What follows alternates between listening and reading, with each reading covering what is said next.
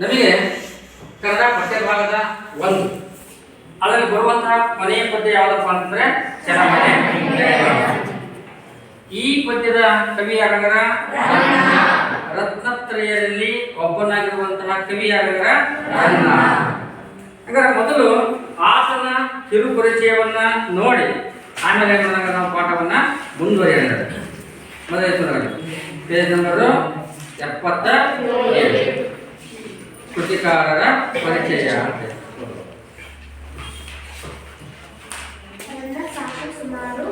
ಸಾಮಾನ್ಯ ಶಕ ಸುಮಾರು 949ರಲ್ಲಿ ಬಾಗಲಕೋಟೆ ಜಿಲ್ಲೆಯ ಮುಧೋಳಲು ಎಂಬ ಗ್ರಾಮದಲ್ಲಿ ಜನಿಸಿದರು. ಇವರ ತಂದೆ ಜಿನವಲ್ಲಭ, ತಾಯಿ ಅಬ್ಬಲಬ್ಬೆ. ಈತನು ಚಾಲುಕ್ಯ ದೊರೆಯಾದ ತೈಲಪುನ ಆಸ್ಥಾನದಲ್ಲಿದ್ದನು. ಇವನು ಸಾಹಸ, ಭೀಮ ವಿಜಯ, ಗದಾಯುದ್ಧ, ಅಜಿತ ತೀರ್ಥಂಕರ ಪುರಾಣ ತಿಲಕಂ, ಪರಶುರಾಮ ಚರಿತಂ, ಚಕ್ರೇಶ್ವರ ಚರಿತಂ ಎಂಬ ಕಾವ್ಯಗಳನ್ನು ಬರೆದಿದ್ದಾನೆ. ನನ್ನ ಕಂದ ಎಂಬ ನಿಘಂಟನ್ನು ಬರೆದಿರುವುದಾಗಿ ತಿಳಿದು ಬರುತ್ತದೆ. ಇವನಿಗೆ ತೈಲಪ್ಪನು ಕವಿಚಕ್ರವರ್ತಿ ಎಂಬ ಬಿರುದನ್ನು ಕೊಟ್ಟನು. ಈತನು ಕನ್ನಡದ ರತ್ನತ್ರಯರಲ್ಲಿ ಒಬ್ಬನು.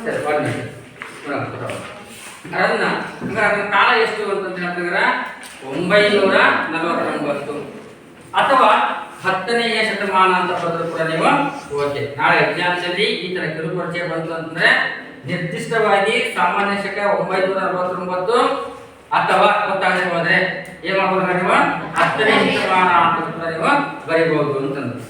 ಮುಂದೆ ಈ ತರ ಜನ್ಮಸ್ಥಳ ಯಾವುದು ಅಂತಂದ್ರೆ ಬಾಗಲಕೋಟೆ ಜಿಲ್ಲೆಯ ಮುಧೋಳಲು ಅಂತಂದ್ರೆ, ಅಂದ್ರೆ ಈಗಿನ ಮುಧೋಳ ಅಂತಂದ್ರೆ. ಸಾಮಾನ್ಯವಾಗಿ ನಾವು ಹಳ್ಳಿಗಳಲ್ಲಿ ತುಂಬಾ ದೊಡ್ಡದಾಗಿರ್ತಕ್ಕಂಥ ಒಂದು ನಾಯಿ ಜಾತಿ ಮುಧೋಳ ನಾಯಿ ಅಂತ ಕರಿತೀವಿ.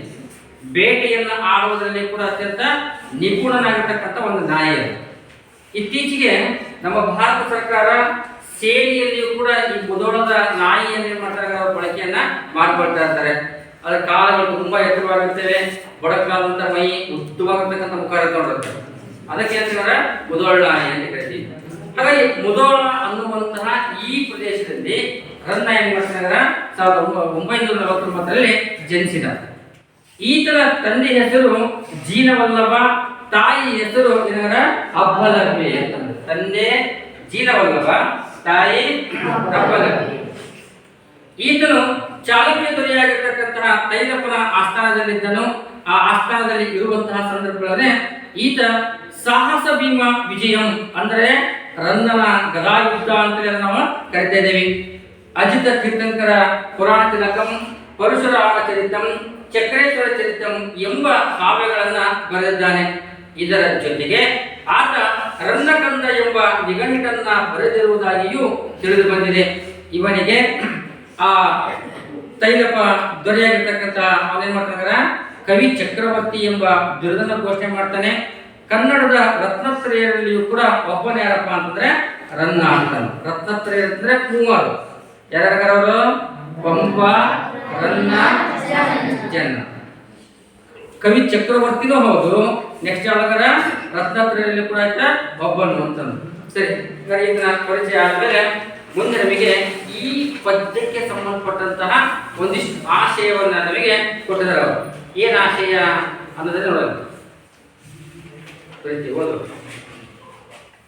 ದುರ್ಯೋಧನನು ತಂದೆ ತಾಯಿಯರ ಆಕೃತಿಯಂತೆ ರಣರಂಗದಲ್ಲಿ ಶರಶಯ್ಯದಲ್ಲಿ ಮಲಗಿದ್ದ ತಾತ ಭೀಷ್ಮನ ಸಲಹೆಯನ್ನು ಪಡೆಯಲು ಬರ್ತಾನೆ.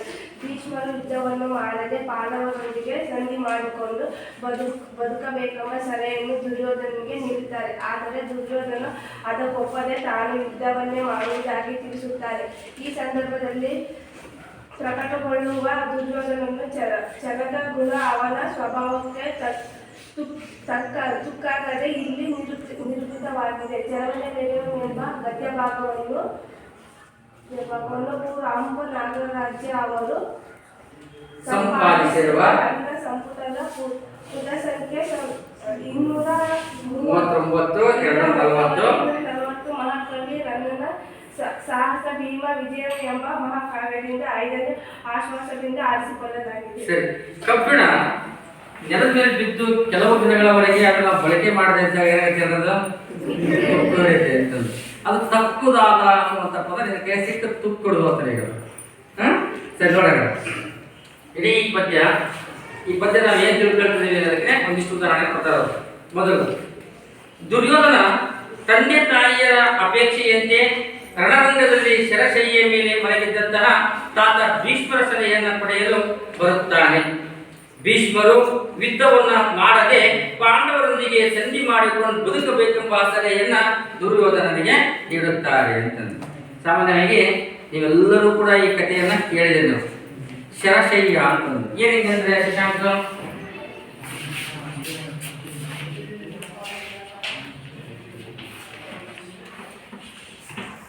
ಶರಶಯ್ಯ ಅಂತಂದ್ರೆ ಶಶಾಂಕ ಗೊತ್ತಾ? ಪುಸ್ತಕ ಹೇಳು ಗೊತ್ತಾಗತ್ತೆ. ಶರ ಅಂತಂದ್ರೇನು? ಬಾಣ ಅಂತ. ಶಯ್ಯ ಅಂತಂದ್ರೆ ಹಾಸಿಗೆ. ಬಾಣಗಳ ಹಾಸಿಗೆಯ ಮೇಲೆ ರಣರಂಗದಲ್ಲಿ ಮಲಗಿರ್ತಕ್ಕಂಥವರ ಭೀಷ್ಮರು. ಸ್ವತಃ ದುರ್ಯೋಧನ ತಂದೆ ತಾಯಿಗಳೇ ಮಗನನ್ನ ಕರೆಸಿ ಒಂದಿಷ್ಟು ಬುದ್ಧಿವಾದ ಹೇಳ್ತಾರೆ. ಕೊನೆ ಪಕ್ಷ ಈಗಲಾದ್ರೂ ರಣರಂಗದಲ್ಲಿ ಶರಶಯ್ಯ ಮೇಲೆ ಮಲಗಿರ್ತಕ್ಕಂಥ ನಿನ್ನ ತಾತನ ಮಾತನ್ನ ನೀನು ಕೇಳು ಅಂತ ಮಗನಿಗೆ ಹೇಳ್ತಾರೆ. ಅದರ ಪ್ರಕಾರವಾಗಿ ಮಗ ಏನು ಬರ್ತಾನೆ, ಪಾಂಡವರ ಭೀಷ್ಮರ ಬಳಿಗೆ ಬರ್ತಾನ. ಭೀಷ್ಮರ ಬಳಿಗೆ ಬಂದಾಗ ಭೀಷ್ಮರು ಹೇಳ್ತಾರೆ, ಹಾಗಾದ್ರೆ ಯುದ್ಧವನ್ನ ಮಾಡದೆ ನೀನೇನ್ ಮಾಡ್ತಾರೆ, ಪಾಂಡವರೊಂದಿಗೆ ಸಂಧಿಯನ್ನ ಮಾಡಿಕೊಂಡು ಬದುಕುವ ಅನ್ನುವಂಥ ಒಂದು ಸಲಹೆಯನ್ನ ಕೊಡ್ತಾರೆ. ಈ ಸಂದರ್ಭದಲ್ಲಿ ದುರ್ಯೋಧನ ಅದಕ್ಕೊಪ್ಪದೆ, ಅಂದ್ರೆ ಭೀಷ್ಮರ ಸಲಹೆಯನ್ನ ಅವನ ಸ್ವೀಕಾರ ಮಾಡೋದಿಲ್ಲ.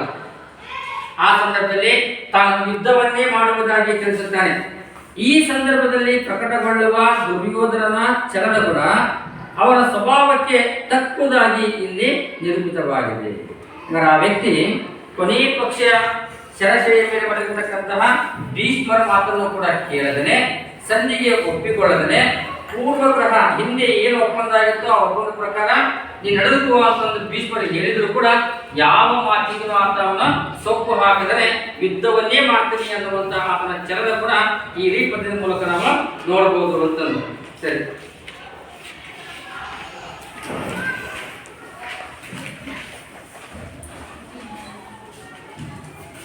ಪ್ರವೇಶ ಅಂತ ಆಯ್ತಾ?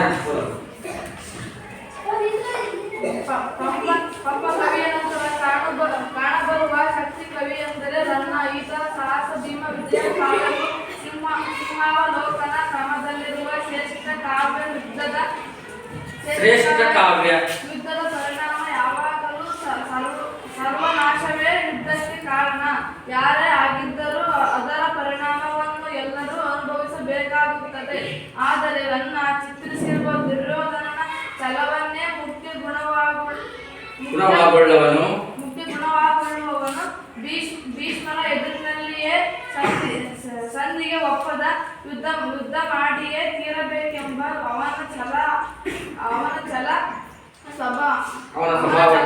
ಸ್ವಭಾವಕ್ಕೆ ತಕ್ಕವಾಗಿ ವ್ಯಕ್ತಗೊಂಡಿರುವುದನ್ನು ಇಲ್ಲಿ ಮನಗಾಣಬಹುದು. ಹೇಳ್ತಾರ ಪಂಪ ಕವಿಯ ನಂತರ ಅಂತ ನಾವು ಆದಿಕವಿ ಅಂತ ಹೇಳ್ತೀವಿ. ಆದಿಕವಿ ಪಂಪನ ನಂತರ ಕಂಡು ಬರುವಂತಹ ಮತ್ತೋರ್ವ ಶಕ್ತಿ ಕವಿ ಯಾರಾದ್ರೂ ಇದ್ರೆ ಅದ್ಯಾರೇ ರನ್ನ ಅಂತಂದ್ರೆ.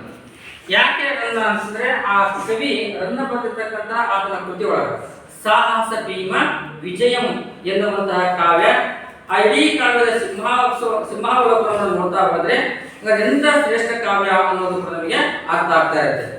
ಆ ಕಾರಣಕ್ಕಾಗಿ ಅಲ್ಲಿ ಹೇಳ್ತಾನೆ, ಯುದ್ಧ ಅನ್ನುವಂಥದ್ದು ಏನಂದ್ರ ಎರಡೂ ಕಡೆಯವರು ಯಾರೇ ಗೆದ್ದರೂ ಕೂಡ ಅವರಲ್ಲಿ ಅಪಾರವಾಗಿರ್ತಕ್ಕಂಥ ಹಾನಿ ಆಗಿರುತ್ತೆ, ಸೋತವರ ಕಡೆಯಲ್ಲಿ ಕೂಡ ಅಪಾರವಾಗಿರ್ತಕ್ಕಂಥ ಹಾನಿ ಇದ್ದೇ ಇರುತ್ತೆ. ಹಾಗಾಗಿ ಯುದ್ಧ ಅನ್ನುವಂಥದ್ದು ಏನಂದ್ರ ಸರ್ವನಾಶಕ್ಕೆ ಆದ ಹೇತು ಅಥವಾ ಕಾರಣ ಅಂತಂದು. ಆ ಕಾರಣಕ್ಕಾಗಿ ಇಲ್ಲಿ ಆ ಮುಂದೆ ಆಗ್ತಕ್ಕಂತಹ ಯುದ್ಧದ ಎಲ್ಲ ಪರಿಣಾಮಗಳನ್ನ ಎಲ್ಲರೂ ಕೂಡ ಅನುಭವಿಸಬೇಕಾಗಿರ್ತಕ್ಕಂಥ ಅನಿವಾರ್ಯ ಇರೋ ಕಾರಣಕ್ಕಾಗಿ ಸ್ವತಃ ಭೀಷ್ಮರು ಏನ್ ಮಾಡ್ತಾರೆ, ಸಂಧಿಯನ್ನ ಮಾಡಿಕೊಂಡು ನೀನು ಯುದ್ಧದಿಂದ ವಿಮುಖನಾಗು ಅನ್ನುವಂತಹ ಸಲಹೆಯನ್ನ ಅವನಿಗೆ ಕೊಟ್ಟರು.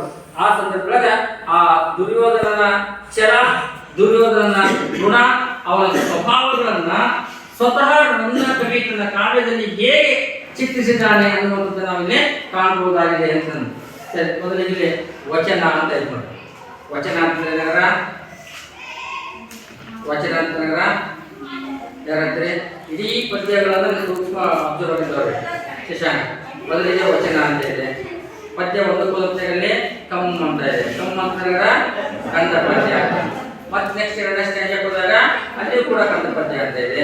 ನೆಕ್ಸ್ಟ್ ಮೂರನೇ ಪದದಾಗ ಹೂವು ಅಂತ ಇದೆ, ಹೂವು ಅಂತಂದ್ರ ಉತ್ಪಲಮಾಲ ವೃತ್ತ, ಉತ್ಪಲಮಾಲ ವೃತ್ತ. ಆಮೇಲೆ ಮೂರು ಪದದಾಗ ಕಂದ ಪದ್ಯ, ನಾಲ್ಕು ಪದದಾಗ ಕಂದ ಪದ್ಯ.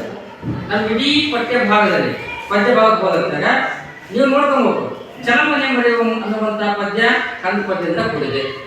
ಆದರೆ ಒಂದು ಮಾತ್ರ ಏನಂದ್ರ ಉತ್ಪಲಮಾಲ ವೃತ್ತಕ್ಕೆ ಸೇರಿದೆ.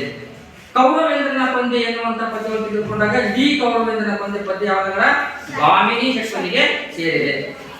ನಮಗೆ ಗೊಂದಲ ಬೇಡ, ಭಾಮಿನಿ ಶಕ್ತಿಗೆ ಸೇರಿದೆ ಅಂತಂದಾಗ 3 ಮಾತ್ರೆ 4 ಮಾತ್ರೆ ಇಷ್ಟೇ ಮಾಡ್ಕೊಂತ ಹೋದ್ರೆ ಮುಗಿದು. ಕಂದ ಪದ್ಯಗಳ 4 ಮಾತ್ರೆಯ 3 ಕರ್ಮ. ಉತ್ಪಲಮಾಲ ಉತ್ತರಗಳ ಉತ್ಪಲಮಾಲೆ ಎಂಬುದು ಭರಂ ನಭಂ ರಲಗಂ ನೆಗಳ್ದಿರೋದು ಉತ್ಪಲಮಾಲೆ ಎಂಬುದು ಅಂತ ಹೇಳ್ತೀವಿ. ಭರಂ ನಭಂ ರ ಲ ಇಷ್ಟು 6 ಅಕ್ಷರ, 6 18 ಅಕ್ಷರ, ಲಾಸ್ಟ್ ಒಂದು ಗುರು ಇರುತ್ತೆ. ಟೋಟಲ್ ಹಿಂಗೆ ನಾವು ಮಾಡ್ಕೊಂಡ್ರೆ ನೆನಪುಗಳನ್ನ ಇಟ್ಕೊಳ್ಬೇಕು. ಹಾಗಾಗಿ ಮೊದಲಿಗೆ ಬರ್ತಕ್ಕಂಥ ಜಾಗಗಳಲ್ಲಿ ವಚನ ಅಂತಂದ್ರೆ, ವಚನ ಅಂತಂದ್ರ ಮಾತು ಅಂತಂದ್ರೆ, ವಚನ ಅಂತಂದ್ರ ಮಾತು. ಹಿಂದಕ್ಕೆ ಎಪ್ಪೊಡೆ ಪಾಂಡವರನ್ನೊಡಂಬಡಿಸಿ ಸಂಧಿಯಂ ಮಾಡಿ ಪೂರ್ವ ಕ್ರಮದೊಳ್ ಜಯವಂತು ಮಾಡುವೆ. ಇನ್ನು ಮಾಡರೆಲ್ಲಗೆದ್ದು ಹಿಂದಕ್ಕೆಯಾದವರ್ ನೀರ್ವರಲ್ಲ. ನೀನು ಎಮ್ಮ ಪೇರದವನ್ ಮೀರದೆ ನೆಗಲು ಮೇಲೆ ಮುಗುಳಗೆ ನಾಕುವ. ಸರ್ ಮೊದಲಿಗೆ ಏನಿದೆ ಸ್ವತಃ ದುರ್ಯೋಧನನ ತಂದೆ ಮತ್ತು ತಾಯಿಯ ಮಾತಿನ ಮೇರೆಗೆ ದುರ್ಯೋಧನ ಮತನಗರವ ಯುದ್ಧ ಭೂಮಿ ಬರ್ತಾನೆ. ಯುದ್ಧ ಭೂಮಿ ಒಳಗೆ ಭೀಷ್ಮರು ಯಾವುದ್ರ ಮೇಲೆ ಮಲಗಿರ್ತಾರೆ, ಅವರು ಬಾಣಗಳ ಹಾಸಿಗೆ ಅಂದ್ರೆ ಶರಶೈಲಿಯ ಮೇಲೆ ಮಲಗಿರ್ತಾರೆ. ಹೀಗೆ ಮಲಗಿದಂತಹ ಭೀಷ್ಮರು ಸ್ವತಃ ಆ ದುರ್ಯೋಧನಿಗೆ ಹೇಳ್ತಾರೆ, ಏನಂದ್ರೆ ಇಂಬು ಕೈ ಒಪ್ಪಡೆ ಪಾಂಡವರನ್ನು ಒಡಂಬಡಿಸಿ ಸಂಧಿಯಂ ಮಾಡಿ ಪೂರ್ವ ಕ್ರಮದೊಳ್ ನಡೆವನ್ ಪಾಳ್ಪಂ. ಇನ್ನುಂ ಅವರನ್ನು ಎಂದೂ ಇಂಬು ಕೈಯುವುದರ್ ಮೀರುವವರಲ್ಲ. ನೀನು ಎಮ್ಮ ಪೇಳ್ದಂ ಮೀರದೆ ನೆಗಲು ಸುಯೋಧನಂ ಮುಗುಳ್ಳೆಗೆ ನಕ್ಕು ಅಂತಂದು. ಯಾಕಂದ್ರೆ ಒಂದೊಂದೇ ಸಾಲ ನೋಡ್ಕೊಂತ ಪಕ್ಷ ಏನು ಇಂಬು ಕೈ ಒಪ್ಪಡೆ ಅಂತಂದು. ಇಂಬು ಕೈ ಒಪ್ಪಡೆ ಅಂತಂದ್ರೆ ಒಪ್ಪಿಕೊಳ್ಳು, ಇಂಬು ಕೈ ಒಪ್ಪಡೆ ಅಂತಂದ್ರೆ ಒಪ್ಪಿಕೊಳ್ಳು. ಏನು ಒಪ್ಪಿಕೊಳ್ಳೋದ್ರ ನೀನು ನನ್ನ ಏರ್ಪಡಿಸ್ತೇನೆ ಅನ್ನುವಂಥ ಮಾತನ್ನ ಭೀಷ್ಮರಲ್ಲಿ ಹೇಳ್ತಾ ಇದ್ದಾರೆ. ಅದಕ್ಕೆ ನೋಡಿ, ಇಂಬು ಕೈ ಒಪ್ಪಡೆ ಪಾಂಡವರನ್ನು ಒಡಂಬಡಿಸಿ ಸಂಧಿಯಂ ಮಾಡಿ, ಸಂಧಿಯಂ ಮಾಡಿ ಅಂತಂದು. ಅದರಲ್ಲಿ ನೀನು ಒಪ್ಪಿಕೊಳ್ಳುವುದಾದರೆ ಪಾಂಡವರನ್ನ ನಾನೇನ್ ಮಾಡ್ತಾರ ಒಪ್ಪಿಸಿ ಅವರೊಂದಿಗೆ ನಾನೇನ್ ಮಾಡ್ತಾರ ಸಂಧಿಯನ್ನ ಮಾಡುತ್ತೇನೆ, ಸಂಧಿಯನ್ನ ಮಾಡುತ್ತೇನೆ. ಅದಕ್ಕೆ ನೋಡಿ, ಪಾಂಡವರನ್ನು ಒಡಂಬಡಿಸಿ ಪಾಂಡವರನ್ನ ಏನ್ ಮಾಡ್ತಾರ ಒಪ್ಪಿಸಿ, ಅಂದ್ರೆ ಸಂಧಿ ಕಾರ್ಯಕ್ಕೆ ಏನ್ ಮಾಡ್ತಾರ ಅವರನ್ನ ಒಪ್ಪಿಸ್ತೇನೆ ಅಂತ ಹೇಳಿದವರು. ಹೆಂಗೆ ಪೂರ್ವ ಕ್ರಮದೋಳ್ ನಡೆವನ್. ಈ ಹಿಂದೆ ಪಾಂಡವರು ವನವಾಸಕ್ಕೆ ಹೋಗುವುದಕ್ಕಿಂತ ಮುಂಚೆ ಇಂತಿಷ್ಟು ಹಳ್ಳಿಗಳು ಅಂತಂದ್ರೆ ಒಪ್ಪಂದ ಆಗಿತ್ತಲ್ಲ, ಷರತ್ತಾಗಿತ್ತಲ್ಲ, ಆ ಷರತ್ತಿನ ಅನ್ವಯ ಸಂಧಿಯಂತೆ ನಾನು ಏರ್ಪಾಡನ್ನ ಮಾಡ್ತೀನಿ, ನೀನು ಒಪ್ಪಿಕೊಳ್ಬೇಕು ಅಂತ ಹೇಳಿದ್ರು ಅವರು. ಅವಾಗ ಮಾಡ್ಪೆಂ ಅಂದ್ರೆ ಮಾಡುವೆನು ಅಂತಂದು. ಇನ್ನು ಅವರೆಂ ಅಂದುದಂ, ಇನ್ನು ಮುಂದೆ ಅವರು ಎಂದೆಂದಿಗೂ ಕೂಡ ನಾನು ಕೇಳಿದಂತಹ ಮಾತಿಗೆ ಎಂಬು ಕೈವ ಅವರೇನ್ ಮಾಡ್ತಾರೆ, ಅವರ ಅವಕಾಶವನ್ನ ಕಲ್ಪಿಸಿಕೊಡ್ತಾ ಇದ್ದಾರೆ ಅಂತಂದು. ನನ್ನ ಮಾತನ್ನ ಅವರು ಮೀರುವವರಲ್ಲ. ನೀನು ಎಮ್ಮ, ನೀನು ನನ್ನ ಪೇರುದಂ, ನೀನು ನನ್ನ ಮಾತನ್ನ ಕೇಳಿದರೆ, ನನ್ನ ಮಾತನ್ನ ನೀನು ಮೀರದೆ ಇದ್ದರೆ ನೆಗಲ್ ಬೆಳಗುಮೆನೆ ಸುಯೋಧನನು ಮುಗುಳ್ಳೆಗೆ ನಕ್ಕು. ಅಂದ್ರೆ ನೀನು ಮಾತನ್ನ ಮೀರದೇ ಇದ್ದರೆ ನಾನೇನ್ ಮಾಡ್ತಾನೆ ಸಂಪೂರ್ಣವಾಗಿ ಈ ಸಂಧಿ ಕಾರ್ಯವನ್ನ ಯಶಸ್ವಿಗೊಳಿಸ್ತೇನೆ ಅಂತ ಏನ್ ಮಾಡ್ತಾನೆ ಭೀಷ್ಮರು ಹೇಳಿದರು. ಭೀಷ್ಮರು ಹೇಳಿದಂತಹ ಸಂದರ್ಭದೊಳಗ ಅವರ ಮಾತು ಏನ್ ಮಾಡ್ತಾನೆ ಅವನು ದುರ್ಯೋಧನ ನಗ್ತಾ ಇದ್ದಾನೆ. ಮುಗುಳ್ಳೆಗೆ ನಕ್ಕು ಅಂತಂದ್ರೆ ನಕ್ಕ ಅವರ ಮಾತಿಗೆ ನಿಮಗೆ ತೊಡೆ ಮತ್ತು ಕೋಪಿ ಸಮಕಟ್ಟ ಸಮಕಟ್ಟಿಂ ಬಂಧನೆ ಇತರೋಳ್ ಸಂಧಿಯನೆ ಸಮಗೊಳಿಸಲೆಂದು ಬಂಧನೆ ಸಮರದೊಳೆನಗಜ್ಜ ಪೇಳಿ ಮಾಡುವುದು ಯಾವುದು ಕಜ್ಜವು. ಸರಿ. ಯಾಕಂದ್ರೆ ಮೊದಲನೇ ಅಷ್ಟು ವಚನಗಳಲ್ಲಿ ಪದಗಳ ಅರ್ಥ ಬೇಕಂದ್ರೆ ನೋಡ್ಕೊಳ್ಳು. ಇಂಬುಕೈ ಅಂತಂದ್ರೆ ಒಪ್ಪಿಕೊಳ್ಳು ಅಂತಂದು. ಮುಂದೆ ಸಂಧಿ ಅಂತಂದ್ರೆ ಒಪ್ಪಂದ ಅಂತಂದು. ಸಂಧಿ ಅಂತಂದ್ರೆ ಒಪ್ಪಂದ. ಪಾಂಡವರನ್ನು ಒಡಂಬಡಿಸಿ, ಪಾಂಡವರನ್ನು ನಾನು ಒಪ್ಪಿಸಿ, ಒಪ್ಪಂದದಂತೆ ಒಪ್ಪಿಸಿ. ಮುಂದೆ ಪೂರ್ವ ಕ್ರಮ ಅಂತಂದ್ರೆ ಹಿಂದೆ ಏನು ಒಪ್ಪಂದವಾಗಿತ್ತೋ ಆ ಒಪ್ಪಂದದಂತೆ ಒಪ್ಪಿಕೊಳ್ಳುವಂತವರನ್ನ ಮಾಡ್ತೇನೆ ಅಂತ ಹೇಳಿ ಭೀಷ್ಮರು. ಮುಂದೆ ಹೇಳ್ತಾರೆ ಏನು, ಇನ್ನು ಅವರಂ ಎಂದುದಂ, ಇನ್ನು ಮುಂದೆ ಅವರು ಎಂದಿಗೂ ಕೂಡ ನನ್ನ ಮಾತಿಗೆ ಏನ್ ಮಾಡ್ತಾರೆ ಅವರು ಅವಕಾಶವನ್ನ ಕಲ್ಪಿಸ್ತಾ ಇದ್ದಾರೆ. ಆದರೆ ನೀನು ಮಾತ್ರ ಪೇಳ್ದು ಮೀರದೆ, ನಾನು ಏನು ಹೇಳ್ತೇನೋ ಆ ಮಾತನ್ನ ಮೀರದೆ ನೆಗಲು ಹೇಳುಕುಮೇನೆ, ಅಂದ್ರೆ ನಾನು ಹೇಳಿದಂತ ಮಾತನ್ನ ನಿಮ್ಮ ಮೂಲಕ ಮೀರದೆ ನಡೆದುಕೊಳ್ಳಬೇಕು ಅಂತಂದು. ಅಂದ್ರೆ ನೆಗಲು ಹೇಳುಕುಮೇನೆ ಅಂತಂದ್ರೆ ನಡೆದುಕೊಳ್ಳಬೇಕು ಅಂತಂದು. ಸುಯೋಧನ ಅಂತಂದ್ರೆ ದುರ್ಯೋಧನ ಅಂತ. ಹೀಗೆ ಹೇಳಿದಾಗ ದುರ್ಯೋಧನ ಏನ್ ಮಾಡ್ತಾನೆ, ಅವನ ಮುಗುಳ್ನಾಗ್ತಾ ಇದ್ದಾನೆ. ಮುಂದೆ ಕಂದಪತಿ ಸಂಬಂಧಪಟ್ಟಂತ ಒಂದು ಪದ್ಯ ಇದೆ. ಅವಾಗ ಅವನು ಹೇಳ್ತಾನೆ, ಯಾರು ದುರ್ಯೋಧನ ಮುಗುಳ್ನಾಗ್ತಾ ಮಾತನ್ನು ಹೇಳ್ತಾನೆ. ನಿಮಗೆ ಕೊಡೆಮಟ್ಟು ಕೋಪಿ ಸಮಕಟ್ಟಿಂ ಬಂದೆನ್ ಐದರೋಳ್ ಸಂಧಿಯೇನಂ ಸಮಪಡಿಸಲೆನ್ ಬಂದನೆ ಸಮರದೋಳ್ ಎನಗಜ್ಜ ಪೇಳಿ ಮಾವುದು ಕಜ್ಜಂ. ಸಮರದೋಳ್ ಎನಗಜ್ಜ ಪೇಳಿ ಮಾವುದು ಕಜ್ಜಂ. ಅವಾಗ ಮುಗುಳ್ನಾಗ್ತಾ ಹೇಳ್ತಾನೆ. ಯಾಕಂದ್ರೆ ಮನೆ ಅರಮನೆಯಲ್ಲಿರ್ತಕ್ಕಂಥ ಅಪ್ಪ ಅಮ್ಮ ಹೇಳಿದ ಕಾರಣಕ್ಕಾಗಿ ಇಲ್ಲಿ ಬಂದು ಭೇಟಿ ಆಗ್ತಾ ಇದ್ದಾನೆ. ಭೇಟಿ ಆದಂತಹ ಸಂದರ್ಭದೊಳಗ ಯುದ್ಧ ಮಾಡುವಂತ ಅವ್ರ ತಾತ ಹೇಳ್ತಾ ಇಲ್ಲ, ಸಂಧಿಯನ್ನ ಮಾಡ್ಕೋ ಅಂತ ಹೇಳ್ತಿಲ್ಲ. ಆ ಕಾರಣಕ್ಕಾಗಿ ದುರ್ಯೋಧನ ಏನಾಗ್ತದೆ ಮುಗುಳ್ಳಿಗೆ ಹೊರಟು ಮುಗುಳ್ನಂತ ಹೇಳ್ತಾನೆ. ಅವ ಹೇಳ್ತಾನೆ, ನಿಮಗೆ ಕೊಡೆಮಟ್ಟು ಕೋಪಿಂ, ಕೊಡೆಮಟ್ಟು ಅಂತ ನಮಸ್ಕರಿಸುವಂತ, ನಿಮಗೆ ನಾನು ನಮಸ್ಕರಿಸಿ ಹೋಗ್ಲಿಕ್ಕಾಗಿ ಬಂದಿದ್ದೇನೆ ಅಂತ ಹೇಳಿದವನು. ನಿಮಗೆ ಕೊಡೆಮಟ್ಟು ಕೋಪಿಂ, ನಾನು ನಿಮಗೆ ನಮಸ್ಕರಿಸಿ ನಿಮ್ಮ ಆಶೀರ್ವಾದವನ್ನು ಪಡೆದುಕೊಂಡು ಹೋಗ್ಲಿಕ್ಕೆ ಇಲ್ಲಿಗೆ ಬಂದಿದ್ದೇನೆ. ಸಮಕಟ್ಟಿಂ ಬಂದೆನ್ ಐದರೋಳ್ ಸಂಧಿಯೇನು. ಅದರಲ್ಲಿ ಸಮಕಟ್ಟಿ ಅಂದ್ರೆ ಸರಿಸಮಾನವಾಗಿರ್ತಕ್ಕಂತಹ, ಅಹಿತ ಅಂತಂದ್ರೆ ಶತ್ರುಗಳು ಅಂತ. ಸಮಕಟ್ಟಿ ಅಂತಂದ್ರೆ ಸರಿಸಮಾನ. ಆಗ ದುರ್ಯೋಧನಿಗೆ ತುಂಬಾ ಜೀವನದಲ್ಲಿ ವೈರಿಗಳು ಯಾರಪ್ಪ ಅಂತಂದ್ರೆ ಪಾಂಡವರಾಗ. ಆ ಕಾರಣಕ್ಕೆ ಹೇಳ್ತಾನೆ ನೋಡಿ, ಸಮಕಟ್ಟಿಂ ಬಂದೆನ್ ಅಹಿತರೋಳ್, ಅಹಿತ ಅಂತಂದ್ರೆ ಶತ್ರುಗಳು ಅಂತ. ಅಂತಹ ಆ ಶತ್ರುಗಳ ಜೊತೆಗೆ ನೀವು ಸಂಧಿಯನ್ನ ಮಾಡಿಕೋ ಅಂತ ಹೇಳ್ತಾ ಇದ್ದೀರಲ್ಲ. ಹಾಗಾಗಿ ಸಂಧಿ ಏನೇನು, ಸಂಧಿ ಮಾಡ್ಕೊಳ್ಬೇಕೇ ನೋಡಿ. ಸಮಗೊಳಿಸಲೆನ್ ಬಂದನೆ ಅಂದ್ರೆ ನಾನು ಈ ರಣರಂಗದಲ್ಲಿ ನಿಮ್ಮ ಆಶೀರ್ವಾದ ಪಡೆದುಕೊಂಡು ಹೋಗ್ಲಿಕ್ಕೆ ಬಂದಿದ್ದೇನೆ. ನಾನು ನನ್ನ ಸರಿಸಮಾನವಾಗಿರ್ತಕ್ಕಂಥ ವೈರಿಗಳ ಜೊತೆಗೆ ಒಪ್ಪಂದವನ್ನ ಏರ್ಪಡಿಸಿರಿ ಅಂತ ನಾನು ಕೇಳಲಿಕ್ಕೆ ಮಾತ್ರ ಬಂದಿಲ್ಲ ಅಂತ ಹೇಳ್ತಾನೆ ನೋಡಿ. ಸಮಗೊಳಿಸಲೆನ್ ಬಂದೆನೆ, ಸಮಗೊಳಿಸಲಂತಂದ್ರೆ ನಾನು ಒಪ್ಪಂದವನ್ನ ಏರ್ಪಡಿಸಿರಿ ಅಂತ ಮೊದಲು ಕೇಳಕ್ಕಾಗ ಬಂದಿದ್ದೇನೆಯೇ. ಸಮರದೋಳ್ ಎನಗಜ್ಜ, ಸಮರ ಅಂತಂದ್ರೆ ಮುಂದೆ ಇರತಕ್ಕಂತಹ ಯುದ್ಧದೊಳಗ ನನ್ನ ಕಾರ್ಯ ನೀವು ಏನು ಅನ್ನೋದನ್ನ ಹೇಳ್ಬೇಕು ಅಂತ ಮಾಡ್ತಾನೆ ದುರ್ಯೋಧನ ಭೀಷ್ಮರಲ್ಲಿ ಕೇಳ್ತಾನೆ. ಅವರು ಸಮರದೋಳ್ ಎನಗಜ್ಜ, ಸಮರ ಯುದ್ಧ, ಮುಂದೆ ಇರತಕ್ಕಂತಹ ಯುದ್ಧದೊಳಗ ನನಗೆ ಏನು ಕಾರ್ಯ ಏನು ಮಾಡಬೇಕು ಅನ್ನುವಂಥದ್ದನ್ನ ನೀವು ಹೇಳಿ ಅಂತ ಹೇಳ್ತಾನೆ. ಅದಕ್ಕೆ ನೋಡಿ, ಸಮರದೋಳ್ ಎನಗಜ್ಜ, ಅಜ್ಜ ಅಂದ್ರೆ ಭೀಷ್ಮರು, ಯಾಕಂದ್ರೆ ದುರ್ಯೋಧನಿಗೆ ತಾತ ಅವರು. ಹಾಗಾಗಿ ಪೇಳಿ ಮಾಡುವುದು, ಪೇ ಅಂತಂದ್ರೆ ಹೇ ಅಂತ, ಪೇ ಅಂತಂದ್ರೆ ಹೇ, ಬಕಾಕ ಹಕಾರ. ಪೇಳಿ ಮಾಡುವುದು ಅಂದ್ರೆ ಹೇಳಿ ಏನು ಮಾಡಬೇಕು, ನನ್ನ ಕಾರ್ಯ ಏನು ಅಂತ ಮಾಡ್ತಾನೆ ದುರ್ಯೋಧನ ಭೀಷ್ಮರಲ್ಲಿ ಕೇಳ್ತಾ ಇದ್ದಾರೆ. ಸರಿ, ಅಷ್ಟ ಪದಗಳಲ್ಲಿ ಅರ್ಥ ಯಾವ್ದಾದ್ರು ಪದಗಳ ಬೇಕಂದ್ರೆ ಕೇಳಿ.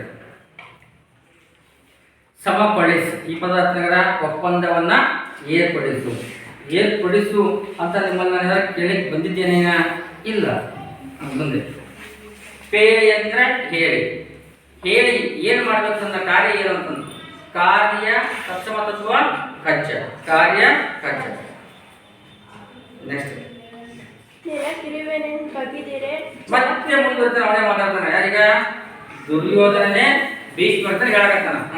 ನೆಲಕ್ಕಿರುವೆನೆಂದು ಬಗೆದರೆ ಕಿರುವೆಂ ಪಾಂಡು ಸುತರೊಳಿ ನೆಲೆದು ಪಾಳ್ಯದಲ್ಲಿ ದಿನಪ ಸುತನಂ ಕೊಲಿಸಿದ ನೆಲದೊಡನೆ ಮತ್ತೆ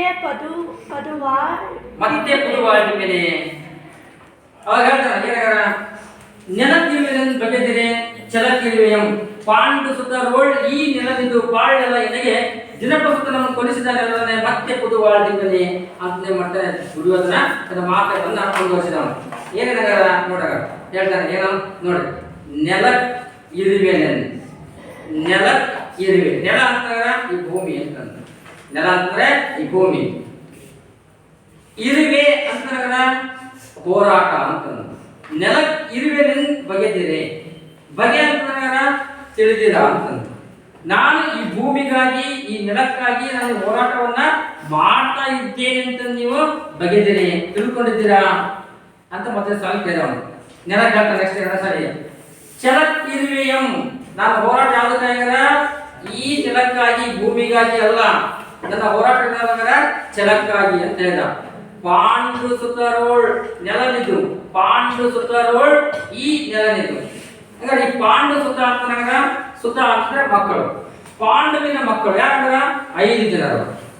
ಹಾಗಾದ್ರೆ ಆ 5 ಜನರು ಇರುವಂತ ಈ ಭೂಮಿ ನನ್ನ ಪಾಲಿಗೆ ನಗರದು ಪಾಳ್ಯಲ ಎನಗೆ ಅಂತ ಹೇಳ್ತಾನೆ. ಪಾಳ್ಯಲ ಅಂತಂದ್ರ ಪಾ ಏನಂತಂದ್ರ ಹಾಳ್ಯಲ ಅಂದ್ರೆ ಬರಡಾಗಿರ್ತಕ್ಕಂತಹ ಏನು ಬೆಳೆದಿರ್ತಕ್ಕಂಥ ಒಂದು ಬಿದ್ದಂತ ಈ ಭೂಮಿಗೆ ನಾನು ಹೋರಾಟವನ್ನ ಮಾಡ್ತಾ ಇದ್ದೆ ಅಂತ ಹೇಳಿದಿರಾ? ಇಲ್ಲ, ನನ್ನ ಹೋರಾಟ ಆದಾಗ ಛಲಕ್ಕೆ ಅಂತ ಹೇಳ್ತಾನೆ ನೋಡಿ. ಪಾಂಡು ಸುತರೋಳ್ ಈ ನೆಲನಿದು ಪಾಳ್ಯಲ ಎನಗೆ. ಈ ಪಾಂಡು ಸುತ್ತರು ಇರ್ತಕ್ಕಂಥ ಪಾಂಡುವಿನ ಮಕ್ಕಳು ಇರ್ತಕ್ಕಂಥ ಈ ಭೂಮಿ ನನ್ನ ಪಾಂಡ್ಯನಗರದ ಹಾಳು ಬಿದ್ದಿರುವಂತಹ ನೆಲ. ಈ ನೆಲಕ್ಕಾಗಿ ನಾನು ಹೋರಾಟವನ್ನ ಮಾಡ್ತಾ ಇಲ್ಲ. ನನ್ನ ಹೋರಾಟ ಯಾವುದಕ್ಕೆ ಅಂತ ಹೇಳ್ತಾನೆ? ಛಲಕ್ಕೆ. ದಿನಪಸುತನಂ ಕೊಲಿಸಿದ ನೆಲದೊಡನೆ ಮತ್ತೆ ಪುದುವಾಳ್ದವನೇ. ದಿನಪಸುತ ಅಂತಂದ್ರ ಸೂರ್ಯನ ಮಗ. ಯಾರಂದ್ರೆ ಕರ್ಣ. ದಿನಪಸುತ ಎಂದರೆ ಯಾರು ಅಂತಂದ್ರೆ ಉತ್ತರ ಕರ್ಣ ಅಂತಂದ್ರೆ. ದಿನಪಸುತ ದಿನಪ ಅಂದ್ರೆ ಸೂರ್ಯ, ಸುತ ಅಂದ್ರೆ ಮಗ. ಸೂರ್ಯನ ಮಗ ಯಾರಂದ್ರೆ ಕರ್ಣ. ಹಾಗಾಗಿ ಅಂತಹ ನನ್ನ ಜೀವಕ್ಕೆ ಜೀವ ಕೊಡ್ತಕ್ಕಂತ ಗೆಳೆಯ ಯಾರು? ಕರ್ಣ. ಆ ಕರ್ಣನನ್ನೇ ಆಹುತಿ ಪಡೆದಿರ್ತಕ್ಕಂಥ ಈ ನೆಲದೊಡನೆ ಮತ್ತೆ ಪುದುವಾಳ್ತಿದ್ದೇನೆ. ನಾನು ಮತ್ತೆ ಏನಾದ್ರೂ ಬದುಕಬೇಕನ್ನೋ ಆಸೆಯನ್ನ ಇಟ್ಕೊಂಡಿದ್ದೇನ? ಇಲ್ಲ ಅನ್ನೋದಕ್ಕೆ ಹೇಳ್ತಾನೆ. ಹಾಗಾಗಿ ಇಂತಹ ನನ್ನ ಗೆಳೆಯನ ಜೀವವನ್ನೇ ತೆಗೆದುಕೊಂಡಿರ್ತಕ್ಕಂಥ ಈ ನೆಲದೊಡನೆ ನಾನು ಮತ್ತೆ ಬಾಳುವುದುಂಟೆ ಅಂತಂದು ನನ್ನ ತಾತನ ಹತ್ರ ಏನ್ ಮಾಡ್ತಾನ ಹೇಳ್ಕೊಳ್ತಾನೆ ನೋಡಿ. ಕೊಲಿಸಿದ ದಿನಪಸುತನಂ ಅಂದ್ರೆ ಸೂರ್ಯ ಜೀವನ ಮಗ ಕರ್ಣನನ್ನ ಕೊಲಿಸಿದ ನೆಲದೊಡನೆ ಅಂದ್ರೆ ಈ ಭೂಮಿಯೊಡನೆ ಮತ್ತೆ ಪುದುವಾಳ್ತಿದ್ದೇನೆ. ಪುದುವಾಳ್ತಿದ್ದೇನೆ ಅಂತಂದ್ರೆ ಬಾಳುವುದು ಉಂಟೆ ಅಂತ ನಿಮ್ಮ ಮಟ್ಟನೆ ಕೇಳಿದ. ಸರಿ, ಇಷ್ಟವಾದ ಕೇಳಿ ಗೌಸಿದ್ರೆ ಕೇಳ್ರಿ. ಏನಿಲ್ಲ ನಾನು ಕೇಳ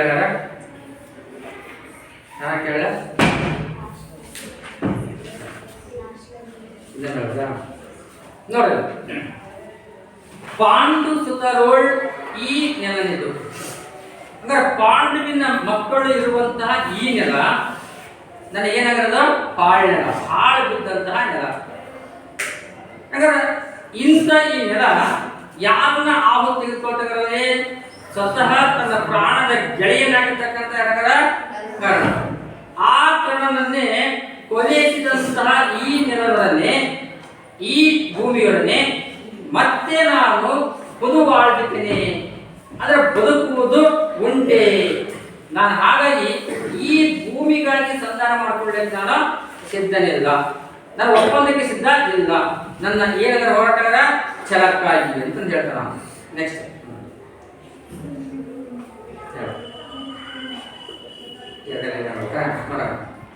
ನೆಲ ಕಿರುವೆನೆನ್ ಬಗೆದಿರೆ. ನೆಲ ಅಂತಂದ್ರ ಭೂಮಿ. ಈ ಭೂಮಿಗಾಗಿ ನಾನು ಹೋರಾಟವನ್ನ ಮಾಡ್ತಿದ್ದೇನೆ ಅಂತ ನೀವಾದ್ರೂ ತಿಳ್ಕೊಂಡಿದ್ದೀರಾ? ಇಲ್ಲ. ಛಲಕ್ಕಿರುವೆಯಂ ನನ್ನ ಹೋರಾಟ ಯಾವುದಕ್ಕೆ? ಛಲಕ್ಕಾಗಿ. ಪಾಂಡು ಸುತರೋಳ್ ಈ ನೆಲನಿದು ಪಾಳ್ಯಲ ಎನಗೆ. ಹಂಗಾರೆ ಪಾಂಡವಿನ ಮಕ್ಕಳು ಇರುವಂತ ಈ ಭೂಮಿ ನನಗೇನಾಗದ ಹಾಳು ಬಿದ್ದಂತಹ ನೆಲ ಅಂತ ಹೇಳ್ತಾರೆ. ಎನ್ನಡು ಗಾಳ ನೆನ್ನಡು ಗದ ಮನ್ನಡಸಿದ ಒಂದು ಗಂಟೆ ಹೆಂಗ್ ಓದ್ತು ಪದ್ಯ ಅಂತ ಸಾಲು ನೋಡ್ತೇವೆ. ಎನ್ನ ಏನಾಗಲ್ಲ ಎನ್ನ ಎನ್ನ ಹೆಂಗ್ ತಗೊಳ್ತೇವೆ ಅಂತ ಇಷ್ಟ ಇದರಲ್ಲಿ ಏನು ಹೇಳ್ತಿದಾರ ಅಕ್ಷರದಲ್ಲಿ ಅಕಾರ ಹೊರಬಳಿತು, ಅಕಾರ ಹೊರಬಳಿತು. ಮುಂದೆ ಅಕಾರ ಸೇರಿಸಿ ನೆಕ್ಸ್ಟ್ ಓದ್ಬೇಕು. ಎನ್ನ ಅವಾಗ ಅಕಾರ ಹೇಳ್ತಾರ ಅಡುಗಾಳನೆನ್, ಅಡುಗಾಳನೆನ್. ನೆಕ್ಸ್ಟ್ ಮತ್ತೆ ಅಕಾರ ಹೊಳಿತು. ಮತ್ತೆ ಅಡುಗದಮ್ಮನ್ನಿಕ್ಕಿದ ಪಾರ್ಥ ಭೀಮರು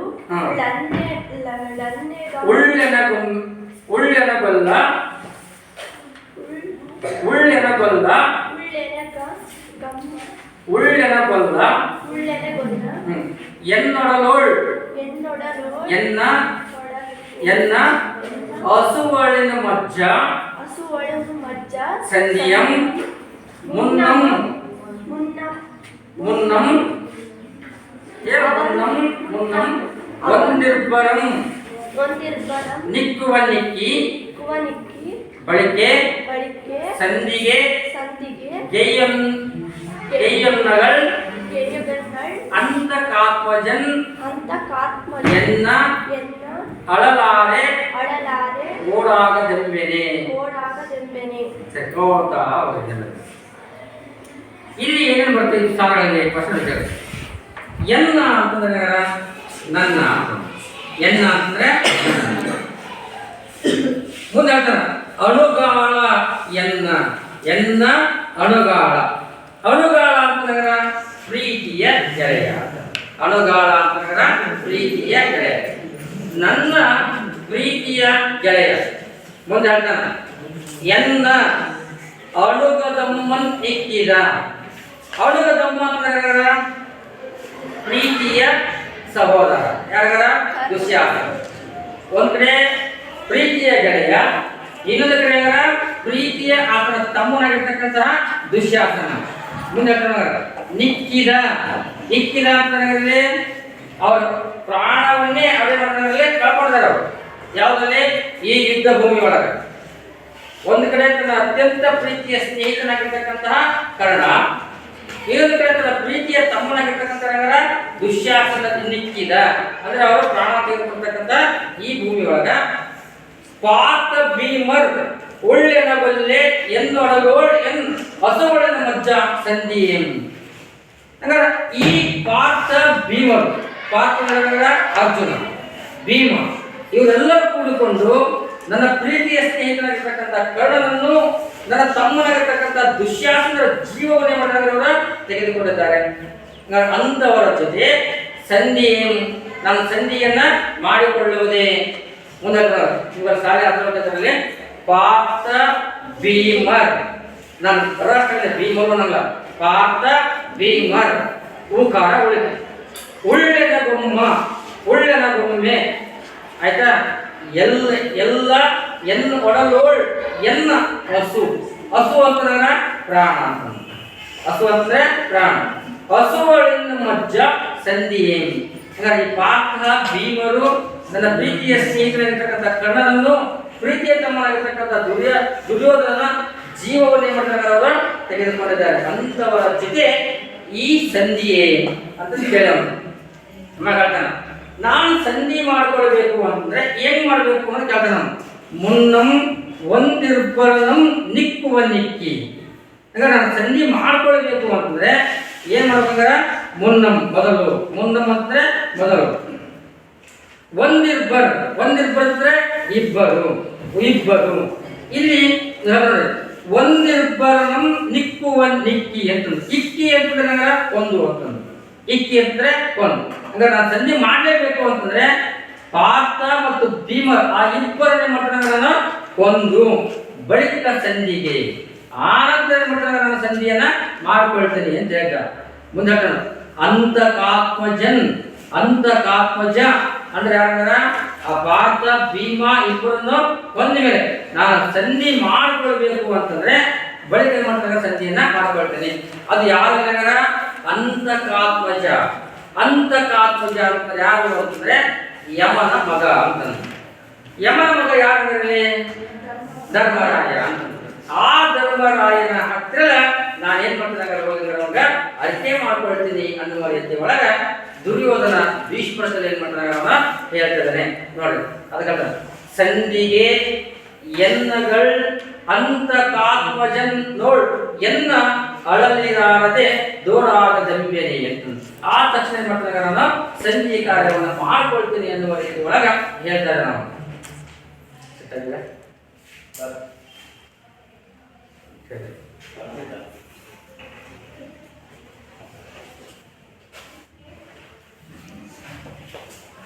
ನೆಕ್ಸ್ಟ್ ಪದ್ಯಗಳು. ಹುಟ್ಟಿದ ನೂರ್ವರಂ ಎನ್ನೊಡೆ ಹುಟ್ಟಿದ ನೂರ್ವರಂ ಹುಟ್ಟಿದ ನೂರ್ವರಂ ಹುಟ್ಟಿದ ನೂರ್ವರಂ ಎನ್ನೊಡ ಹುಟ್ಟಿದ ನೂರ್ವರಂ ಇದಿರ್ಚಿ ಸತ್ತೊಡೆ ಕೋಪಂ ಹುಟ್ಟಿ ಪೋದಳ್ಳದು ಸತ್ತ ಹುಟ್ಟರೆ ಪಾಂಡವಗಳು ಅಳಿದು ಚಲವನೆ ನೆರೆಯಲು. ಹುಟ್ಟಿದ ನೂರ್ವರಂ ಎನ್ನೊಡೆ ಹುಟ್ಟಿದ ನೂರ್ವರಂ ಇದಿರ್ಚಿ ಸತ್ತೊಡೆ ಕೋಪಂ ಹುಟ್ಟಿ ಪೊದಳ್ದಿದು ಸತ್ತರ್ ಹುಟ್ಟರೆ ಪಾಂಡವರೊಳಿದು ಚಲ ಪಾಂಡವರೋಳ್ ಅಳಿದು ಅಳಿದು ಅಂದ್ರೆ ಸಂಹಾರ ನಾಶ ಮಾಡಿ ಚಲಮನೆ ಮೆರೆಯಲು. ಈಗ ಮುಂದೆ ಹೇಳ್ತಾರೆ ಏನಾರ ಮುಂದೆ ಮತ್ತೆ ಭೀಷ್ಮ ಹೇಳ್ತಾನೆ ಯಾರೋ ದುರ್ಯೋಧನೆ ಮತ್ತೆ ಮಾತನ್ನ ಮುಂದುವರಿಸ್ತಾನ ನೋಡ್ರಿ.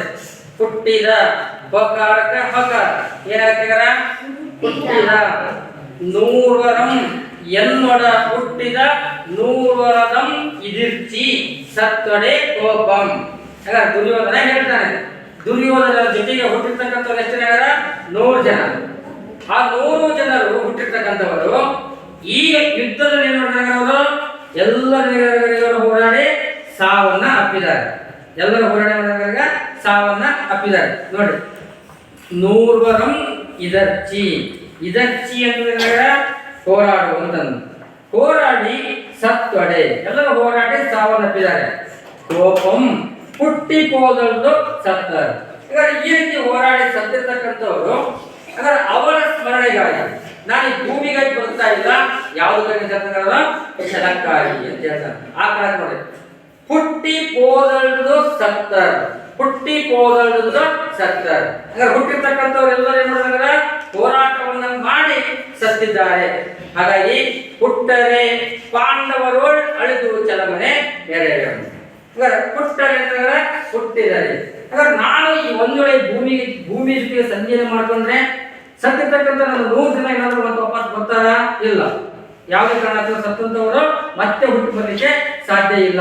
ಆ ಕಾರಣಕ್ಕಾಗಿ ನಾನು ಪಾಂಡವರೋಳ್ ಅಳಿದು ಆ ಪಾಂಡವರು ಏನ್ ಮಾಡ್ತಾರೆ ಸಂಹಾರ ಮಾಡಿ ನನ್ನ ಛಲವನ್ನೇ ನಾನು ತೋರಿಸಿವೆ, ಛಲವನ್ನೇ ಸಾಧಿಸಿವೆ ಅಂತಂದೇ ಮಾಡ್ತಾನೆ ದುರ್ಯೋಧನ ಭೀಷ್ಮರ ಹತ್ರನೇ ಹೇಳ್ಕೊಳ್ತಾನೆ. ಸರಿ ಅಲ್ಲಿ ನೋಡ್ತಾರೆ. 2ನೇ ಸಾಲ ಹುಟ್ಟಿದ ಅಂದ್ರೆ ಹುಟ್ಟಿದ ನೂರ್ವರಂ ಇದರ್ಚಿ ಇದರ್ಚಿ ಅಂತಂದ್ರೆ ಹೋರಾಡಿ ಸತ್ತೊಡೆ ಕೋಪಂ ಅವರೆಲ್ಲರೂ ಸತ್ತಿದ್ದಾರೆ, ಅವನಿಗೆ ಕೋಪ ಇದೆ. ಹುಟ್ಟಿ ಪೋದಳ್ದು ಸತ್ತರು ಹುಟ್ಟಿರ್ತಕ್ಕಂಥವ್ರು ಎಲ್ಲರೂ ಕೂಡ ಸತ್ತಿದ್ದಾರೆ, ಮತ್ತೆ ಅವರು ಹುಟ್ಟಿ ಬರ್ಲಿಕ್ಕೆ ಸಾಧ್ಯ ಇಲ್ಲ. ನನ್ನ ಈಗ ಛಲ ಏನಗರ ಆ ಪಾಂಡವರೋಳ್ ಅಳಿದು ಆ ಪಾಂಡವರನ್ನ ಸಂಹರಿಸಿ ನಾಶ ಮಾಡಿ ಛಲವನ್ನೇ ನಾನೇನ್ ಮಾಡ್ತೇನೆ ಮೆರಿತಿದ್ದೇನೆ ವಿನಃ ಸಂಧಿಯನ್ನ ಮಾಡಿಕೊಳ್ಳೋದಿಲ್ಲ ಅನ್ನುವಂತ ಮಾತನ್ನ ಹೇಳಿದ. ನೆಕ್ಸ್ಟ್ ಕಾದಿದೆರೆನಜ್ಜ ಪಾಂಡವರಾದರ್ ಮೇಣಿಂದಿನೊಂದೇ ಸಮರದೋಳಂ ಮೇಣಾದಿದೇನೇರದ ರೆಂದೆ ಪಾಂಡವ ಮೇಣಾದನ್ ಅದರಿಂದೆ ಪಾಂಡವಗಾದು ಮೇಣಾಯಿತು ಕೌರವಂಗ ಅವನಿ ತಳಂ ಕೌರವಂಗ ಅವನಿ ತಳಂ. ನೋಡೋಣ.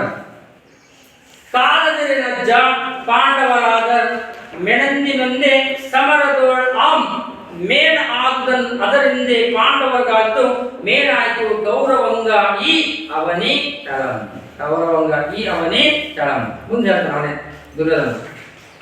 ಕಾದದರಿನಜ್ಜ ಇಲ್ಲಿ ಕಾದದಿ ಈ ಪದಾರ್ಥ ಕಾದಾಡೋ ಹೋರಾಟ ಯುದ್ಧ ಅಂತ ಆಗುತ್ತೆ.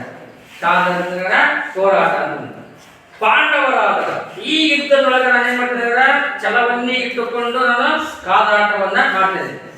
ಜಯ ಪಾಂಡವರಿಗಾಗಲಿ ಅಥವಾ ನನಗಾದರೂ ಆಗಲಿ. ಪಾಂಡವರಾದ ಮೆಣಂದಿನೊಂದೇ ಸಮರದೊಳ.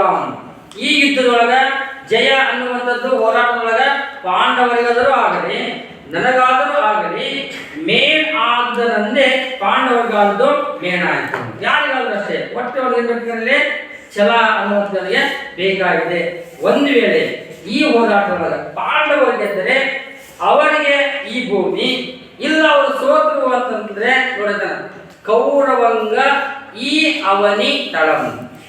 ಈ ಅವನಿ ಅಂತಂದ್ರೆ ಭೂಮಿ ಅಂತ. ನಾನು ಗೆದ್ರೆ ಈ ಹೋರಾಟದೊಳಗ ಈ ಭೂಮಿ ನನ್ನದು. ಪಾಂಡವರೇನಾದರೂ ಗೆದ್ರು ಅಂತಂದ್ರೆ ಈ ಭೂಮಿ ಆಗಿರೋದು ಪಾಂಡವರಿಗೆ. ಹಾಗಾಗಿ ನಾನು ಸಂಧಿಯನ್ನ ಮಾಡಿಕೊಳ್ಳಲಾರೆ, ನಾನು ಛಲವನ್ನೇ ತೋರಿಸ್ತೇನೆ ಅನ್ನುವಂಥ ಮಾತನ್ನ ದುರ್ಯೋಧನ ಮಾತನಾಡಲೇ ಹೇಳ್ತಾರೆ. ಕೌರವಂಗ ಅಂತ ದುರ್ಯೋಧನ. ನಾನು ಗೆದ್ರೆ ಈ ದುರ್ಯೋಧನಿಗೆ ಈ ಭೂಮಿ, ಪಾಂಡವರು ಗೆದ್ರೆ ಪಾಂಡವರಿಗೆ ಈ ಭೂಮಿ ಅನ್ನುವ ರೀತಿ ಒಳಗ ತನ್ನ ಮಾತನ್ನ ಹೇಳ್ತಾ ಇರ್ತಾರೆ. ಸರಿ, ನಾನು ಡೌಟ್ಸ್ ಇದ್ರೆ ಕೇಳ್ತಾರೆ. ಏನು ಡೌಟ್ಸ್ ಇದ್ರೆ ನಿಮ್ಮ ಕಡೆಗೆ ಎಲ್ಲ